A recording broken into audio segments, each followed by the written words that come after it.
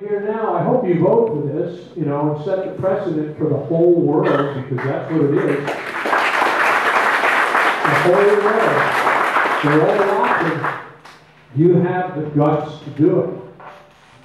That's what it comes down to. All of you.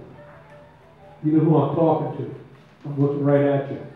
Do you have the guts to do it? Or are you in this for the money too?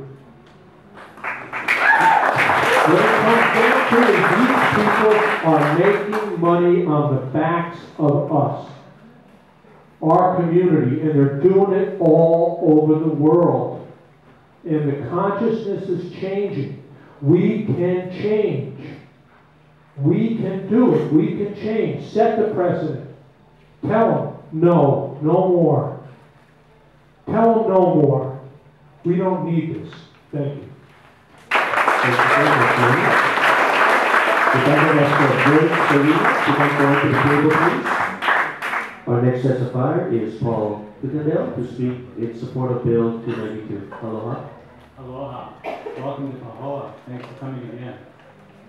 My name is Paul Kuykendall, and I live within 1 mile of PGV. And I'm here to testify in support of Bill 292. Mahalo to the Council for drafting this bill to protect the health of those who live near PGV and those who will live near exploratory wells in the future.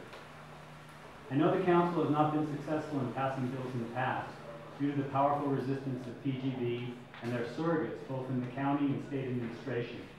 I know that members of this Council have the compassion, integrity, and courage to stand up to this formidable opposition.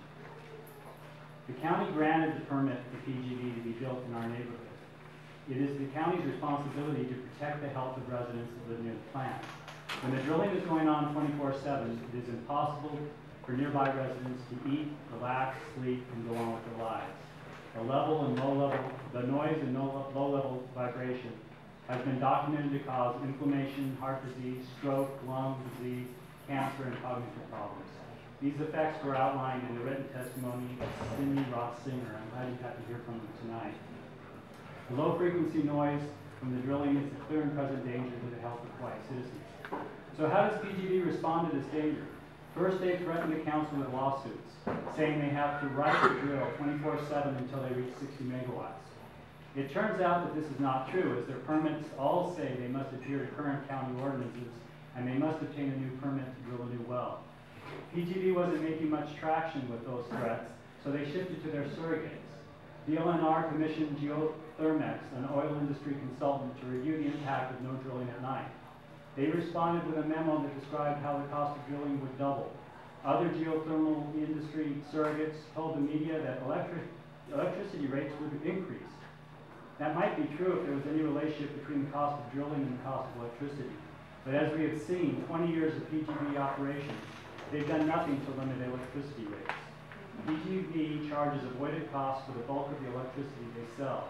The cost of drilling only affects PGV profits.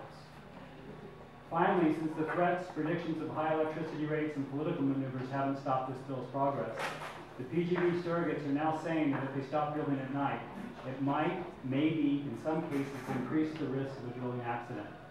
A geothermal consultant said that when they stop drilling, say to wait for a part to arrive, it adds to the danger of an accident.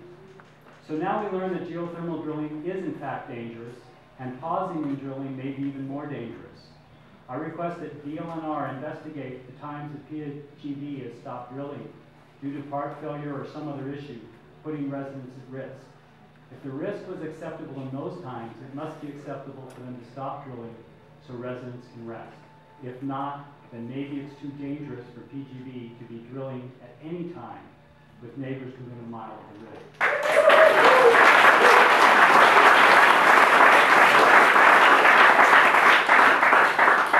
In summary, there is danger everywhere on the Big Island. Dangerous lava zones, tsunamis, dangerous drilling and pauses in drilling, danger to property values and political careers, dangerous lawyers and politicians, dangerous state administrators. In the face of all this danger, I ask the Hawaii County Council to follow the advice of the poet Rumi, who said, "Don't move the way the fear makes you move." I ask you to move the way your compassion, integrity, and courage want you to move. Thank you. Please pass Bill 292. Thank you. If I could ask Griffin Schmidt to come to the table, please. Our next testifier is Joyce Polina to speak in support of Bill 292. Aloha. Aloha, Chairman Dowd. Thank you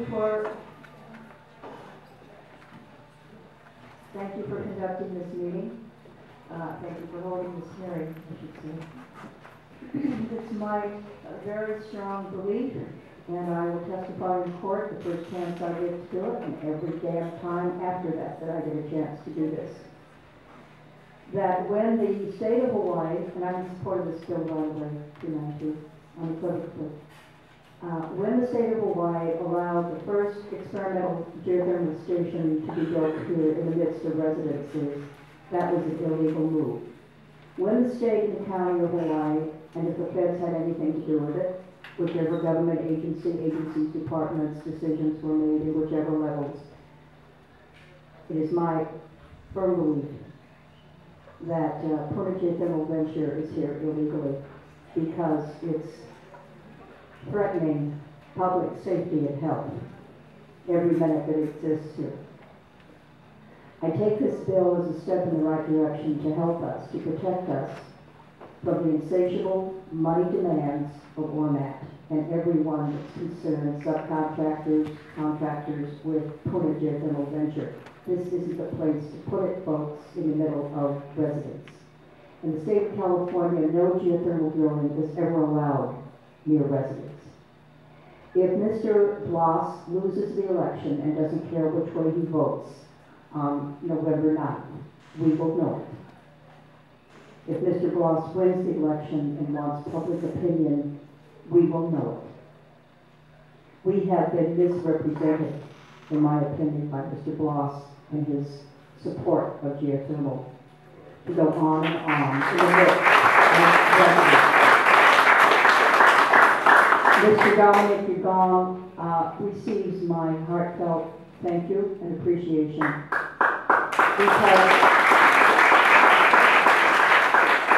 because of Chairman Ugong's unfailing and honest approach to protect public health and safety in Puna. Thank you.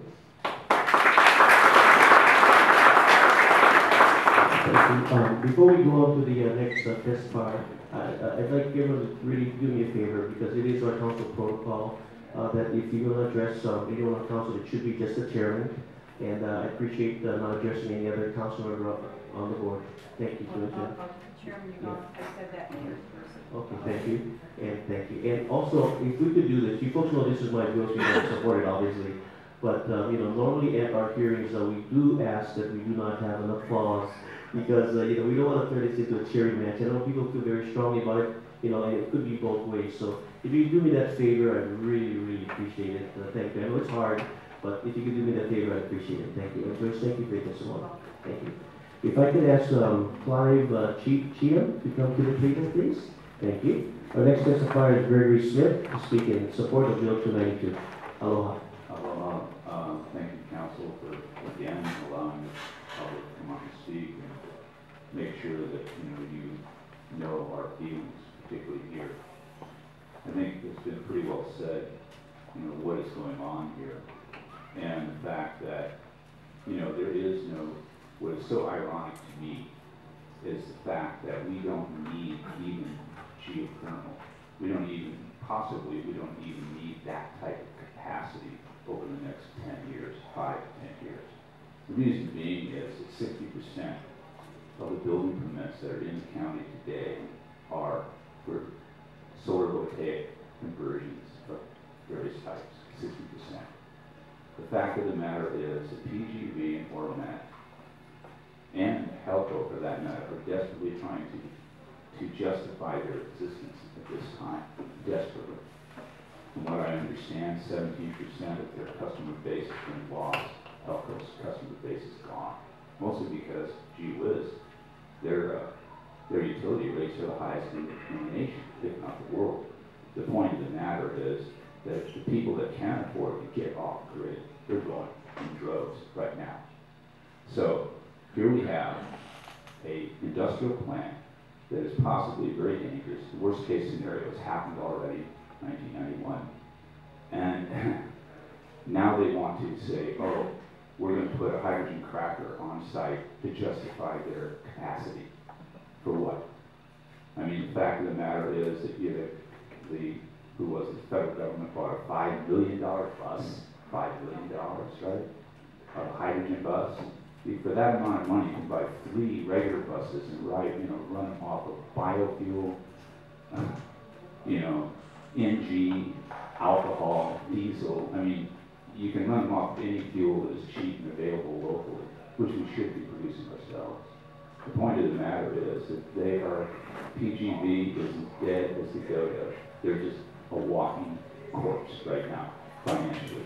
They're going to be out of business within 5 years, period. Because there's not going to be any need for them. Because they're going to help us and keep losing customer base. So the point is, let's see if we can maybe get some money together in a rolling fund, maybe $1 billion, that we could actually start putting solar voltaic and other alternatives on every rooftop in the state, or at least here in Hawaii County. And the fact is, then figure out what type of redundant power we actually need. Because that's basically what a household or small business does anyway. You actually will, make an assessment of what your actual needs are and try to do the best of conservation you can before you make the conversion to solar voltaic or a hot water collection system. That's what you do. That's the system. And that's what we have to do. And that's what we're doing. Thank God for the high rates, because we're going in the right direction because there's stupidity. Oh, thank you. If I could ask Douglas Arthur to come forward to the table, please. And the staff, just let the record reflect that Ms. Ford is here. Thank you very much. Thanks. I'm sorry, Douglas Arthur. Okay, our next testifier is Clive Cheeman to speak in support of Bill 292. Aloha. Aloha, and thank you for bringing this meeting out to Pahoa. Really appreciate that. I'm representing myself tonight and the Kauai Community Association. I'm the chairman of that association, have been for 20 years. 120 people that live down near Pahoa. I grew up in industrial northern England until I was 22. And a lot of noise and a lot of bright orange lights at night. And once I got to live out in the country, I was just absolutely amazed how beautiful it was. It was dark at night, and it was quiet. And frankly, it was just heavenly. And I've lived in the country ever since. And I'm lucky enough to have lived 32 years down near Kumakahi, where the only light that I saw at night was the lighthouse. Until PGV, when I can see their lights. Luckily, I can't hear them, but I can see the lights. In the late 80s, I was the chairman of the Geothermal Committee of the Puna Community Council, which was 26 community organizations coming together every month in Paris Park. And I was sent to look at the OMAS plants in Nevada. And I came back and said, they're too noisy. You cannot put them that close to where people are living because they're way too noisy. Too bright at night too, but mainly they're too noisy.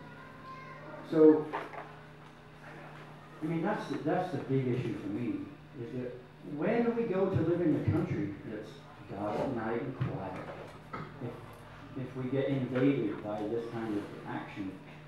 And then I see in the bill it says any noise 1 mile or closer, please.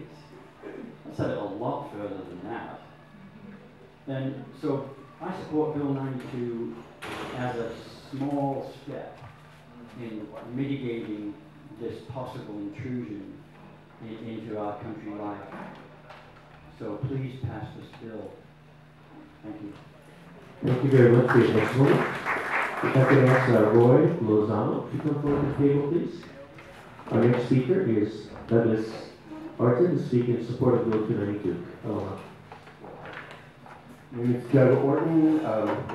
I've lived in Hawaii for 10 years now. I'm a resident of Punta Palisades. And this is simply a residential support. I support Bill 292. Thank you. Thank you very much for your testimony. If I could ask William Brader to come forward to the table, please. Our next testifier is Roy Lozano, to speak in support of Bill 292. Aloha. Thank you. Thank you, Brenda, for driving all the way over. Sorry, I was late. It's okay. You drive. I've testified at all the previous two readings. I'm actually wondering why we're here. You all are poised to do the right thing. You all know the right things to be done. Is there anybody in the crowd who wants to hear drilling 24/7? Raise your hand, please. Well, Mike Alkini's not here. Okay. 24/7. Thank you, Mike. There's just one. Yeah. Okay. I got it. You know what? He's the only one paid. He's the only one paid but one here. So, as I said last time, I live within the mile zone, and when I first started drilling, my wife and I were scared quite a bit. We were shaking in bed. The sound is one thing, the vibration, the 24/7 vibration, particularly at night when all the background sounds or noises are cut back. It's a scary feeling, it's an unpleasant feeling. Didn't sleep as well as I needed to. Being a chiropractor in town, it affected my well-being. I don't think I need to say anymore. What I'm going to do is I'm going to paraphrase one of the best testimonies I heard on that first reading, and that was by my representative, Fred Boss. And what he said was, there's two essential things to life, to well-being, food and sleep. And he said you can get food anytime you want, but you can only get sleep one time, that's at night. And I appreciate that, Fred, and I think we all appreciate that. So I hope you do the right thing. There was an 8-1 vote on the last reading. I don't see any reason why it should change, except for maybe a 9-0 vote. And if it isn't that, I'd like to know why by that gentleman or person. And with that, I'm out. Thank you. Thank you for your testimony. If I could call Patricia Spinoza to the table, please. Our next testifier is William Brader, to speak in support of Bill 292. Aloha. I'm just your cheerleader. I was so happy and impressed when you council created unanimous and then nearly unanimous second reading vote on it. And I just thank you for that. It felt to me like, okay, you guys are taking on our task. And we need you to do that. Because what are we going to do? We need you. And and I realize you're getting legal threats. And I realize that format isn't kind when they let their way. And you guys are standing between them. And, you know, but you took it on, right? This is, you campaigned, and you took on the job, and now you're getting threatened, but you're for us. So remember, we're behind you, and we really, really appreciate your support here. I live in the Wawa area, and just so happy that you guys are getting together unanimously. And I think it's unanimous is important on this bill, so we can stand up to the state, and we can stand up to industry. Thank you. Thank you for your testimony. If I could ask Steve Hirakami,